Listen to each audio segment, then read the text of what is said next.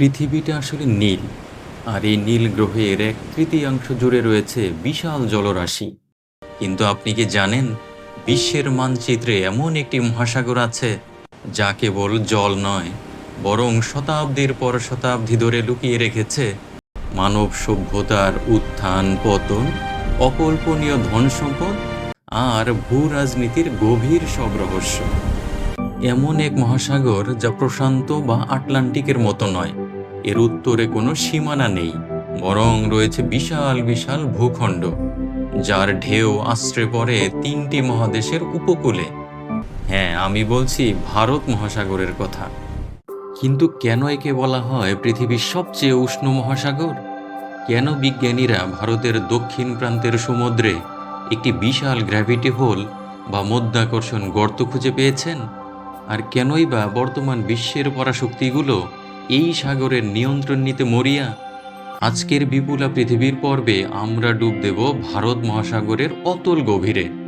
জানব এর অজানা ইতিহাস, বৈচিত্র্যময় প্রকৃতি আর আগামীর দুনিয়ায় এর গুরুত্ব। চ্যানেলটি সাবস্ক্রাইব করে পাশে থাকার বিনীত অনুরোধ রইল। চলুন শুরু করা যাক। ভারত মহাসাগর আয়তনে বিশ্বের তৃতীয় বৃহত্তম। প্রশান্ত আর আটলান্টিকের তুলনায় এর গঠন একদমই আলাদা। একে বলা হয় ক্লোজড ওশান বা আবদ্ধ মহাসাগর, কারণ এর উত্তর দিকে এশিয়া মহাদেশ প্রাচীরের মতো দাঁড়িয়ে আছে। কিন্তু ভারত মহাসাগরের সবচেয়ে বড় রহস্য কি জানেন? তা হলো এর তলদেশের একটি বিশাল বিচ্যুতি। বিজ্ঞানীরা লক্ষ্য করেছেন, ভারতের দক্ষিণ দিকে শ্রীলঙ্কার কাছাকাছি মহাসাগরের তলদেশে পৃথিবীর মধ্যাকর্ষণ শক্তি স্বাভাবিকের চেয়ে অনেক কম। একে বলা হয় ইন্ডিয়ান ওশান জিওড লো।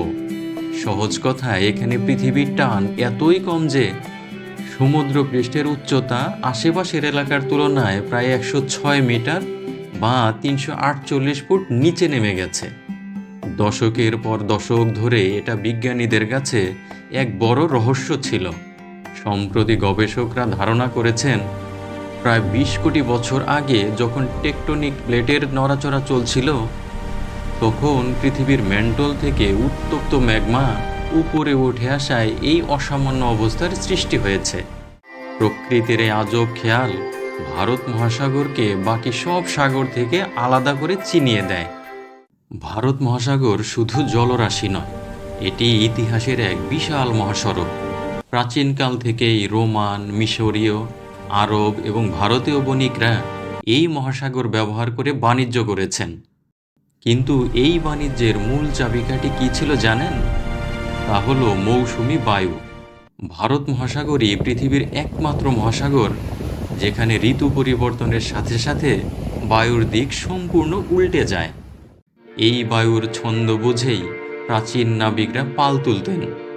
এর ফলে ভারত মহাসাগর হয়ে ওঠে মেরিটাইম সিল্ক রোড। এখান দিয়েই মশলা, রেশম আর সোনা পাড়ি দিত এক মহাদেশ থেকে অন্য মহাদেশে।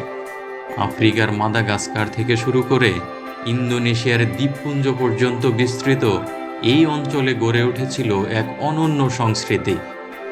আপনি জানলে অবাক হবেন, হাজার হাজার বছর আগে অস্ট্রোনেশিয়ান মানুষরা ছোট ছোট ডিঙ্গি নৌকায় করে ভারত মহাসাগর পাড়ি দিয়ে মাদাগাস্কারে বসতি স্থাপন করেছিল। এই সাহসিকতার গল্প ভাবলে আজও গায়ে কাঁটা দেয়। এবার আসা যাক এর সম্পদের কথায়। ভারত মহাসাগরকে বলা হয় বিশ্বের এনার্জি হাইওয়ে। বিশ্বের মোট খনিজ তেলের 40% উৎপাদন হয় এই মহাসাগর সংলগ্ন অঞ্চলগুলোতে। প্রতিদিন হাজার হাজার বিশাল বিশাল জাহাজ এই সাগরের বুক চিরে বয়ে নিয়ে যায় জ্বালানি তেল আর প্রাকৃতিক গ্যাস। কিন্তু সম্পদের কথা বললে শুধু তেলের কথা বললে চলবে না। এর নীল জলের নিচে লুকিয়ে আছে প্রাণীর এক অদ্ভুত মেলা। আপনারা কি জানেন, বিজ্ঞানীরা এমন এক মাছের সন্ধান পেয়েছেন যাকে বলা হয় লিভিং ফসিল বা জীবন্ত জীবাশ্ম। এর নাম সিলাক্যান্থ। মানুষ মনে করত এই মাছটি ডাইনোসরদের সাথে বিলুপ্ত হয়ে গেছে, কিন্তু 1938 সালে ভারত মহাসাগরের উপকূলে একে জীবন্ত পাওয়া যায়। এছাড়া এখানে রয়েছে বিশ্বের সবচেয়ে বড় প্রবাল প্রাচীরগুলোর অন্যতম, মালদ্বীপ থেকে মরিশাস। প্রতিটি দ্বীপ যেন এক একটি জান্নাত। কিন্তু এই অপরূপ সৌন্দর্যের পিছনে লুকিয়ে আছে এক বড় বিপদ, যা আমরা ভিডিওর শেষের দিকে আলোচনা করব। বর্তমান পৃথিবীতে একটি কথা খুব প্রচলিত, যিনি ভারত মহাসাগর নিয়ন্ত্রণ করবেন তিনিই আগামী দিনে এশিয়া তথা পুরো বিশ্ব নিয়ন্ত্রণ করবেন। কেন এই প্রতিযোগিতা? কারণ ভারত মহাসাগরে রয়েছে কয়েকটি গুরুত্বপূর্ণ চোক পয়েন্ট বা সংকীর্ণ সমুদ্রপথ, যেমন মালাক্কা প্রণালী এবং হরমুজ প্রণালী। যদি কোনো কারণে এই পথগুলো বন্ধ হয়ে যায়, তবে থমকে যাবে সারা বিশ্বের অর্থনীতি। চীন এখানে গড়ে তুলছে তাদের স্ট্রিং অফ পার্লস বা মুক্তার মালা প্রকল্প, যার মাধ্যমে তারা ভারত মহাসাগরের চারপাশে বন্দর তৈরি করছে। অন্যদিকে ভারত তাদের নিজস্ব প্রভাব বজায় রাখতে এবং এই জলসীমার নিরাপত্তায় দিনরাত পাহারা দিচ্ছে। আবার মার্কিন যুক্তরাষ্ট্রেরও শক্তিশালী ঘাঁটি রয়েছে দিয়েগো গার্সিয়া দ্বীপে।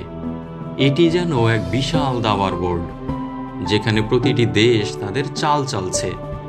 কিন্তু এই লড়াইয়ের মাঝখানে পড়ে ক্ষতিগ্রস্ত হচ্ছে সাধারণ মানুষ আর সামুদ্রিক পরিবেশ।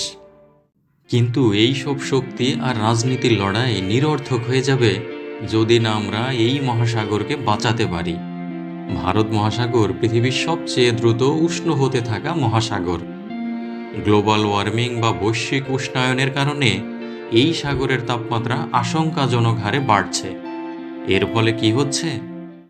এক, সামুদ্রিক ঘূর্ণিঝড় বা সাইক্লোন আগের চেয়ে অনেক বেশি শক্তিশালী ও ঘন ঘন হচ্ছে। দুই, সমুদ্রপৃষ্ঠের উচ্চতা বেড়ে যাচ্ছে। মালদ্বীপ বা দ্বীপরাষ্ট্রগুলো আজ অস্তিত্বের সংকটে। ধারণা করা হচ্ছে 2050 সালের মধ্যে এই দ্বীপরাষ্ট্রগুলোর অনেক অংশই পানির নিচে তলিয়ে যেতে পারে। ভারত মহাসাগরের প্লাস্টিক দূষণও এক চরম পর্যায়ে পৌঁছেছে। আমরা যদি আজ সচেতন না হই, তবে এই বিপুল পৃথিবীর এক বিশাল অংশ আমরা চিরতরে হারিয়ে ফেলব।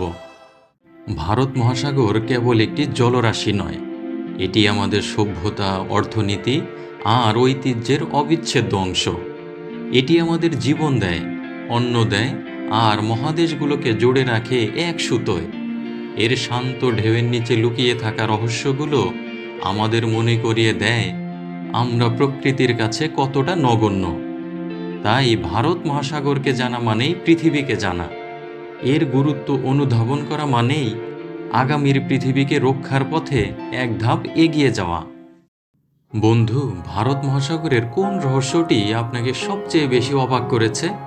সেই গ্র্যাভিটি হোল নাকি প্রাচীন মৌসুমী বায়ুর বাণিজ্য? কমেন্টে আমাদের জানান। ভিডিওটি ভালো লাগলে লাইক দিন এবং আপনার বন্ধুদের সাথে শেয়ার করুন। আর বিপুল পৃথিবীর এমন আরও রোমাঞ্চকর তথ্য জানতে চ্যানেলটি সাবস্ক্রাইব করে বেল আইকনটি চেপে রাখুন। দেখা হচ্ছে পরের ভিডিওতে নতুন কোনো অজানাকে জানতে। ভালো থাকুন, পৃথিবীকে ভালোবাসুন। ধন্যবাদ।